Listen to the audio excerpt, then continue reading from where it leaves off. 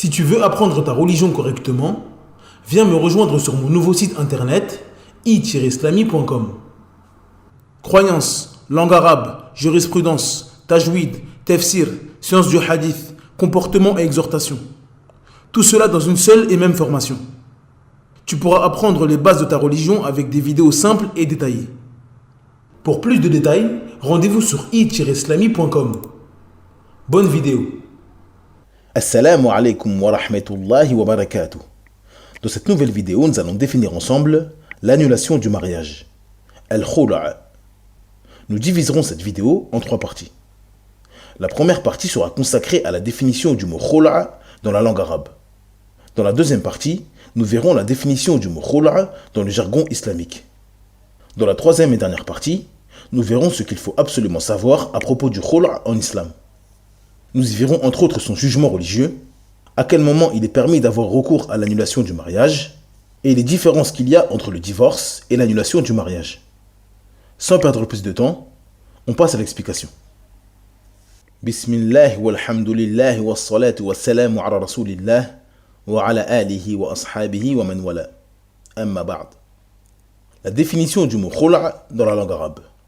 L'origine du mot khula' vient des 3 lettres kha, lam, ayn, qui forment le verbe khala'a, qui signifie se séparer de quelque chose qui fait partie de nous ou se séparer d'une chose que l'on a enfilée. Quant au mot khula', il signifie se déshabiller ou enlever quelque chose de soi. La définition dans le jargon islamique. Dans le jargon islamique, le khula' est la séparation du couple à la demande de l'épouse à cause d'une chose qu'elle déteste chez son époux, ou de peur de ne pas lui donner son droit en contrepartie de quelque chose de la part de l'épouse. Ceci est appelé khula' car la femme est un vêtement pour l'homme. En résumé, le khula' est la séparation des 2 époux en contrepartie de quelque chose de la part de la femme. Ce qu'il faut savoir à propos du khula'. Son jugement religieux. Le khula' est un acte légiféré et prouvé par le Coran et la Sunna.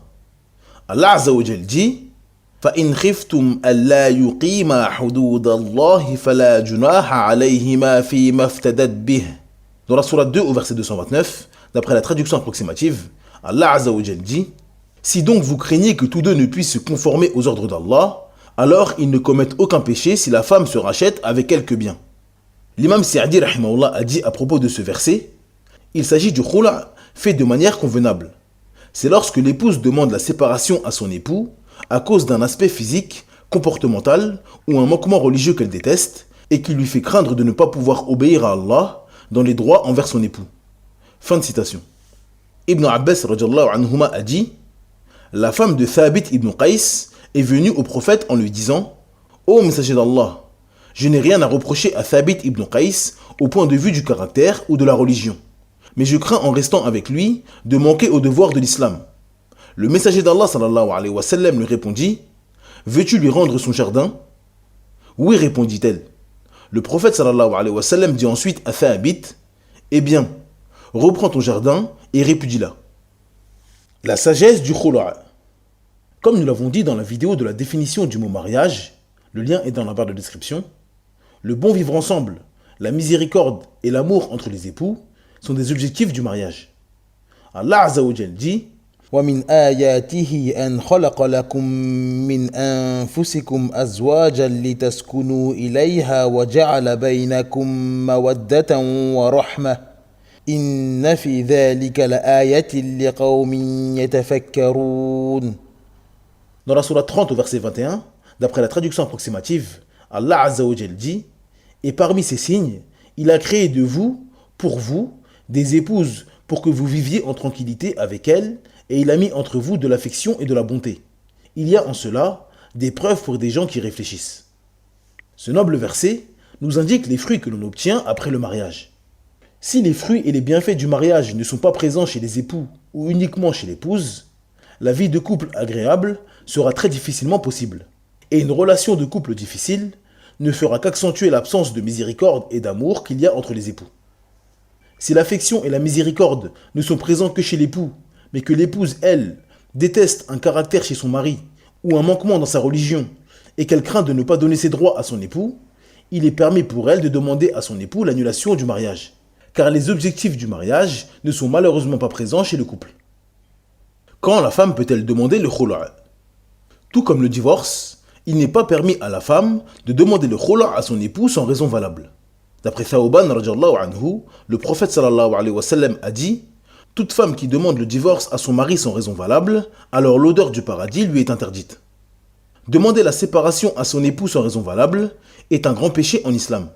Il est donc primordial pour la femme de connaître les raisons qui lui permettent de demander le khula' à son mari. Le manquement dans la religion. Il est permis à la femme de demander le khula' si elle voit des manquements dans la religion de son mari et qu'elle ne peut pas patienter dessus, car elle craint pour sa propre religion. Comme l'exemple de l'époux qui fait partie d'une secte égarée, qui ne prie pas, qui est addict à l'alcool ou aux jeux de hasard. Le manquement dans les dépenses. Il est permis à l'épouse de demander le khula' si son époux n'accomplit pas ses obligations dans les dépenses envers elle. Il s'agit de celui qui ne lui donne pas d'argent du tout, ou pas suffisamment pour se loger, se nourrir et se vêtir. Si son époux lui cause du tort. Il est permis à l'épouse de demander le khula' si son époux lui cause du tort, et que cela l'empêche de vivre correctement avec lui. À cause de ses nuisances, elle n'est pas capable d'accomplir ses obligations en tant qu'épouse, et donner ses droits à son mari, comme celui qui insulte, se moque, frappe ou trompe sa femme. Une trop longue absence. Il est permis à la femme de demander le khula' si son mari s'absente et s'éloigne d'elle durant de longues périodes, et qu'elle craint pour elle la tentation. Un défaut du mari.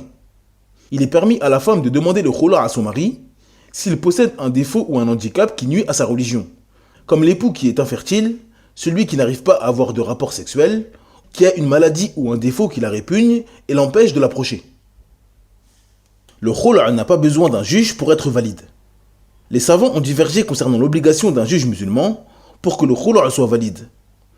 Ils se basent sur le hadith de la femme de Thabit ibn Qais qui s'est rendue auprès du prophète sallallahu alayhi wa sallam pour demander le khula'.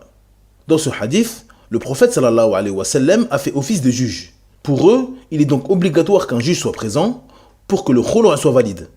Cependant, l'avis qui semble être le plus juste et Allah Azza wa Jal est le plus savant est que la présence du juge musulman n'est pas une condition pour que le khula' soit valide. Comme nous l'avons dit plusieurs fois dans les différentes vidéos de la série du mariage, le mariage en islam est un contrat.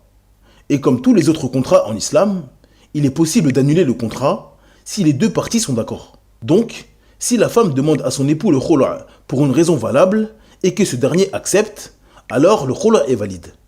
Mais si la femme demande le khula' et que son époux n'est pas d'accord, il est permis pour elle de se rendre auprès d'un juge musulman pour lui demander d'annuler le contrat de mariage, tout comme l'a fait l'épouse de Thabit ibn Qais.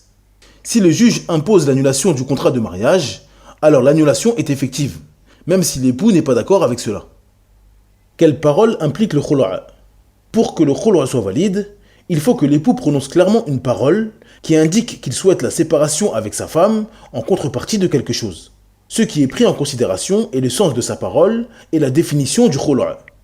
S'il souhaite par sa parole le khula' et l'annulation du contrat après la demande de son épouse, alors le khula' est valide. Toute parole signifiant la volonté de l'époux de se séparer de sa femme en contrepartie de quelque chose est considérée comme un khula'. Même si l'époux dit à sa femme « je te divorce ». À partir du moment où l'époux demande une contrepartie pour se séparer de sa femme, alors cela est considéré comme un khula'. A noter que le khula' est un droit de la femme. Il s'effectue uniquement si la femme le désire, contrairement au divorce qui n'a pas besoin de l'accord de la femme pour être acté. Combien doit donner la femme en contrepartie pour le khula'? Comme nous l'avons dit précédemment, le khula' est la séparation du couple à la demande de l'épouse à cause d'une chose qu'elle déteste chez son époux ou de peur de ne pas lui donner son droit, en contrepartie de quelque chose de la part de l'épouse. L'origine est que la femme doit rendre la dot que son époux lui a donnée lors du contrat de mariage. Exemple, si la femme a demandé 1000 € pour sa dot lors du mariage, alors l'origine est qu'elle devra donner 1000 € à son époux afin que le khula' soit valide. Cela est prouvé par la parole du prophète sallallahu alayhi wa sallam. Veux-tu lui rendre son jardin? Oui, répondit-elle. Le prophète sallallahu alayhi wa sallam dit ensuite à Thabit, eh bien, reprends ton jardin et répudie-la.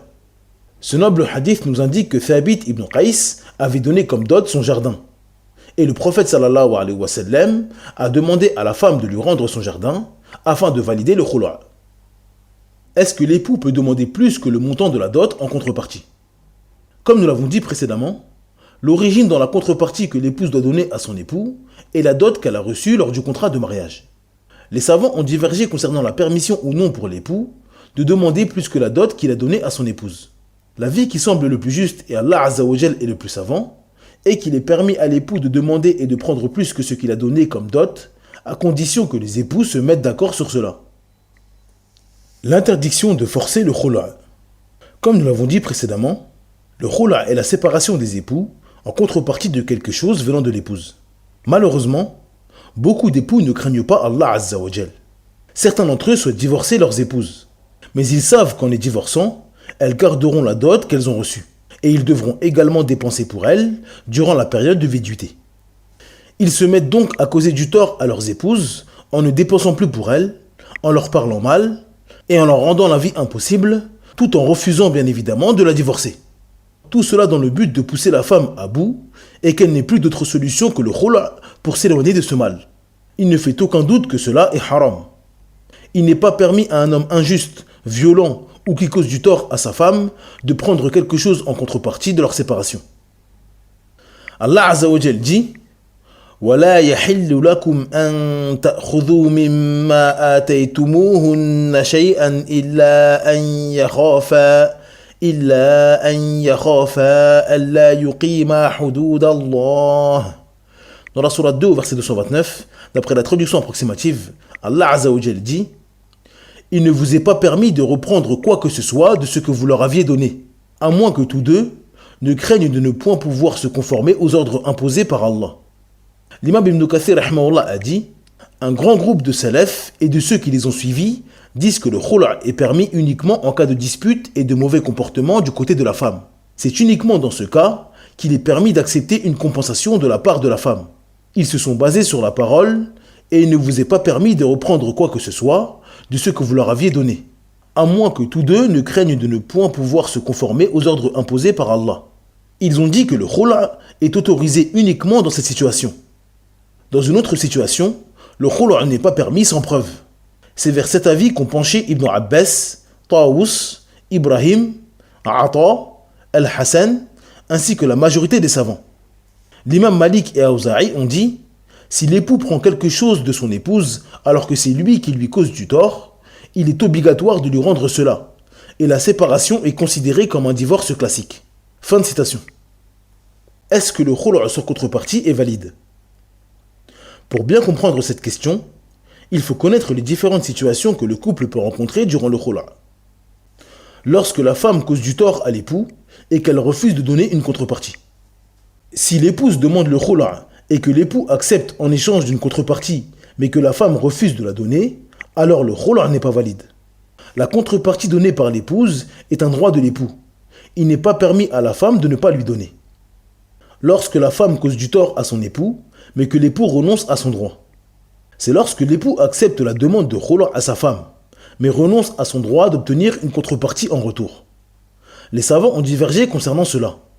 Certains ont dit que le khula' n'est pas valide, car il faut obligatoirement une contrepartie pour que le khula' soit correct. Cependant, l'avis qui semble être le plus juste et Allah Azza wa Jal est le plus savant, est que le khula' est valide si l'époux renonce volontairement à la contrepartie. Cette contrepartie est un droit que l'époux possède. Comme tous les droits qu'une personne possède dans un contrat, il est permis pour lui d'y renoncer s'il le souhaite. Lorsque l'époux cause du tort à sa femme. Comme nous l'avons dit précédemment, il n'est pas permis pour l'époux qui cause du tort à son épouse de prendre quelque chose en contrepartie. Les savants qui voient que la contrepartie est une condition obligatoire pour la validation du khula' disent que dans ce cas-là, le khula' se transforme en divorce. C'est-à-dire que si l'époux est injuste et cause du tort à son épouse, il n'est pas permis pour lui de prendre quelque chose. Donc leur séparation sera considérée comme un divorce, et non un khula'. Tandis que les savants qui disent que le khula' peut être valide même sans contrepartie, disent que l'époux n'a pas le droit de prendre cette contrepartie et doit y renoncer. Est-ce qu'il y a une période de viduité pour la femme après le khula'? Les savants ont également divergé concernant la période de viduité du khula'. Certains savants ont dit que la période de viduité est identique à celle du divorce, c'est-à-dire une période de 3 menstrues.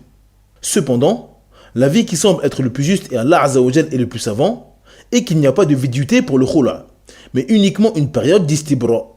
L'istibra est une période qui permet de s'assurer que la femme n'est pas enceinte. Elle doit donc accomplir une période d'une menstrue afin de s'assurer qu'elle n'est pas enceinte.